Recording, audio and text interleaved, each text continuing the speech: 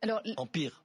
les médias qui vous ont invité vous ont surtout parlé de la partie sur le Tout Paris. Moi, je vais vous parler de la partie d'avant, et notamment à un moment où vous parlez de la pédophilie. Alors, vous en parlez parce que vous, très jeune, enfin, 17 ans, vous tournez dans un film, Grâce à votre père, il y a pas de souci. Mais il y a des jeunes filles qui sont dans ce film. Et c'est des filles de juges, de magistrats. Et là, vous dites, je cite... Il savait que ces deux magistrats profitaient de leur impunité pour se livrer à toutes sortes d'exactions, parce qu'il était intervenu comme médecin pour réparer quelques dégâts chez les petites victimes. Tout à fait. Donc là, on est en train de parler de réfection d'hymen, on est en train de parler de quoi? Et on parle de pédophilie et de viol sur petites filles, c'est ça l'idée? Vous voulez vraiment en parler? Oui, je veux vraiment en parler, ouais. Ben oui, c'était viol. Alors, un des magistrats qui était président du tribunal de Tanger, c'était une grande personnalité, à l'égal de mon père, qui était le médecin-chef de la province. Mettez-vous devant le micro, Gérard. Oui. La médecine, c'était mon père qui l'a dirigé, qui chapeautait tout.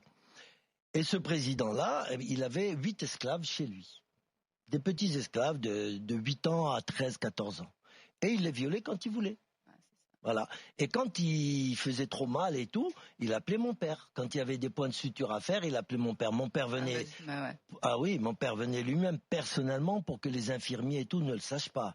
Donc c'est mon père qui s'en occupait, mais à contre-cœur, mais il était bien obligé. Mais là sur ça justement précisément, les temps ont changé. Ah, au Maroc, je suis pas sûr. Hein. Ah non? Oh non, ah non. À partir du moment où c'est le pouvoir, on protège. Ça c'est sûr. Ça c'est sûr. Sauf qu'il y a eu un moment où Hassan II a réagi. Mais son fils, je pense pas. Il a réagi, Hassan II, il a mis un peu tout le monde en prison. Il y avait à Tanger un monsieur qui s'appelait Michel, un grand gangster, qui avait un bar, grand gangster, entre parenthèses, qui avait un bar là-bas et puis il vendait les petits-enfants à des grandes personnalités, notamment de la famille royale anglaise. Et parce que le prince Moulay Abdellah, qui était frère du roi Hassan II, était aussi homosexuel et pédophile. Donc à un moment, le roi en a eu marre, il a dit bon, tout ça, ça suffit. Il a renvoyé son propre frère qui avait violé 6 enfants et qui les avait fait tuer à Rabat, d'accord. Il l'a viré du Maroc et il s'est installé en Belgique. Le Moulay Abdellah, qui est mort du sida. Et donc, à ce moment-là, Hassan II a voulu faire un grand nettoyage. Et il a mis ce grand gangster en prison, il l'a expulsé du Maroc et tout et tout. Il y a eu un nettoyage, mais il y a toujours eu des remplaçants, bien sûr. Et il y en aura toujours. La pédophilie au Maroc, elle est omniprésente partout. Et il ne faut pas dire que c'est la faute du tourisme sexuel. Ça, c'est un grand mensonge. Voilà. Et pourquoi est-ce qu'on n'en met pas? Il y a certaines régions du Maroc, comme Tanger ou Marrakech, où ils ont ça dans le sang.